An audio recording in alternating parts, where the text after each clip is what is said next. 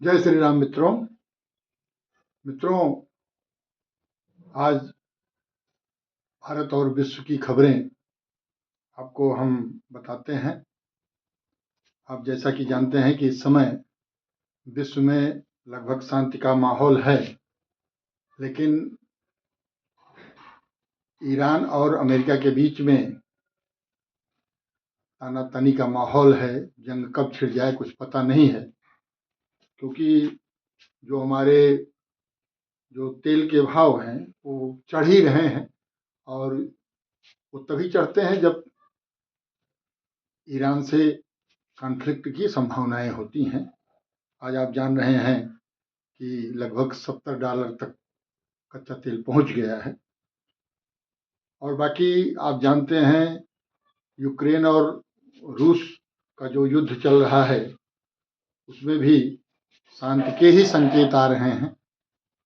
आप देखें, पिछले दिनों जो है ऐसी संभावनाएं व्यक्त की गई कि अमेरिका के राष्ट्रपति ट्रंप और रूस के राष्ट्रपति व्लादिमीर पुतिन और यूक्रेन के राष्ट्रपति जेलेंस्की के बीच में वार्ता होने वाली है।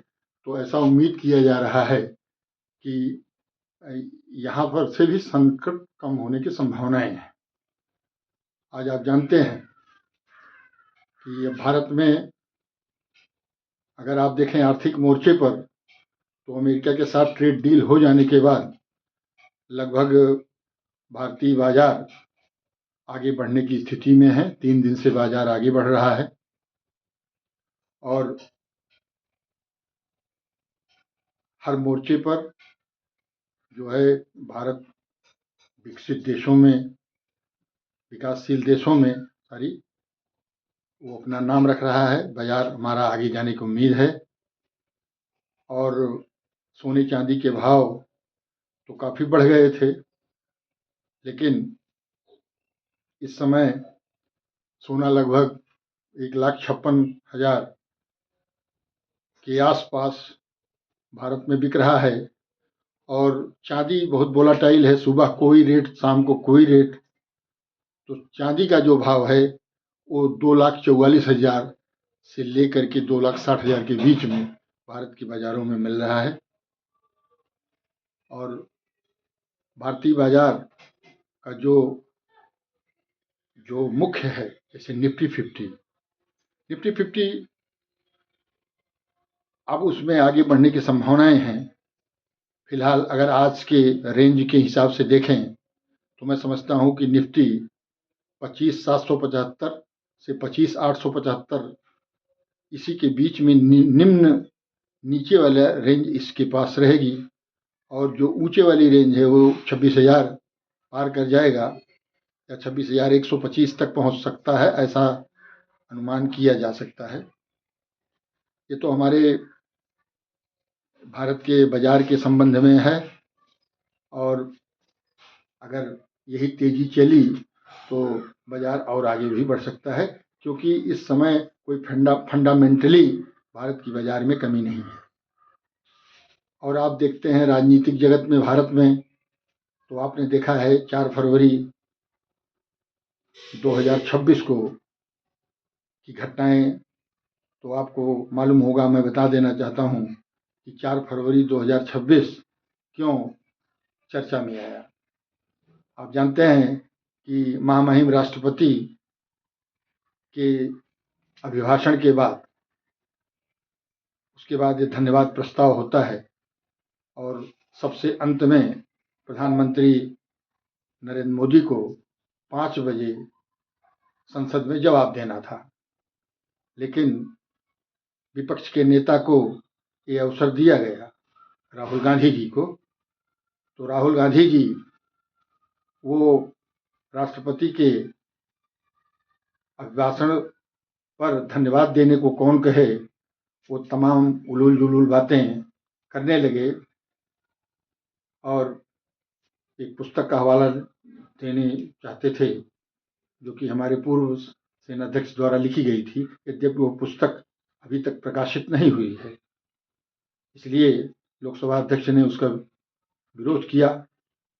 और कहा भाई जो चीज़ प्रकाशित नहीं है, अभी वो कई स्तरों से गुजरना है, तो ऐसी पुस्तक का हवाला आप नहीं दे सकते हैं, क्योंकि अभी वो डिफेंस मिनिस्ट्री के द्वारा भी या सेना के द्वारा भी अभी वो स्क्रूटिनी नहीं हुई है कि क्या इस पुस्तक को प्रकाशित किया जाना उचित होगा या नहीं होगा। इसमें कोई ऐसा तो नहीं है कि भारत की सिक्योरिटी को, भारत की सुरक्षा को कोई खतरा हो या भारत की कोई गोपनीय बातें इससे लीक हों। जब वो पुस्तक प्रकाशित नहीं है तो आप ऐसी पुस्तक का हवाला नहीं दे सकते। लेकिन आप जानते ही हैं कि इस समय का जो विपक्ष है उसको तो सरकार को उलझन में डालना, सरकार को गिराना, यही काम रह गया है। ऐसी स्थिति में जो है सदन हमारा चल नहीं पाया। अभी तो आप जान ही रहे हैं कि लोकसभा अध्यक्ष को हटाने का एक प्रस्ताव भी आया हुआ है सदन में, और उस पर 118 सांसदों के, कांग्रेस और विपक्षी दलों के, जिसमें समाजवादी पार्टी भी है, उस पर सांसदों के हस्ताक्षर हैं। अब अभी उस पर ये सब बातें ले आ रहे हैं। और आप जानते ही होंगे कि 4 फरवरी की घटना में अब कैसा हुआ था कि कुछ कांग्रेसी महिला सांसद और सत्ता पक्ष के कुछ सांसद महिला, जो कि 10 की संख्या में लगभग थे, वो प्रधानमंत्री के आसन को चारों तरफ से घेर लिए। और कुछ सांसद तो बाहर भी आके प्रधानमंत्री का रास्ता रोकने के लिए खड़े हो गए, जिससे ऐसे लगा कि कहीं ऐसा न हो कि प्रधानमंत्री पर कोई हमला हो। अभी तो महिला सांसद ही हैं, पुरुष सांसद भी इसमें आ सकते हैं। ऐसी स्थिति में सिक्योरिटी को देखते हुए हमारे जो लोकसभा अध्यक्ष जी हैं ओम बिरला साहब ने, उन्होंने प्रधानमंत्री को फ़ोन किया कि आप इस समय न आएँ। तो इस तरीके से 4 फरवरी को वो घटना घट गई जो आज तक इतिहास में नहीं घटी थी। आज हमारे पार्लियामेंट्री लोकतंत्र में 75-76 साल के बाद ये घटनाएं ऐसी हो रही हैं कि प्रधानमंत्री राष्ट्रपति के भाषण प्रस्ताव पर न तो धन्यवाद दे सके और न तो विपक्षी सांसदों के प्रश्नों का कोई जवाब दे सके। ये हमारे लोकतंत्र के लिए बहुत खतरा है, इस पर हमको सोचना चाहिए।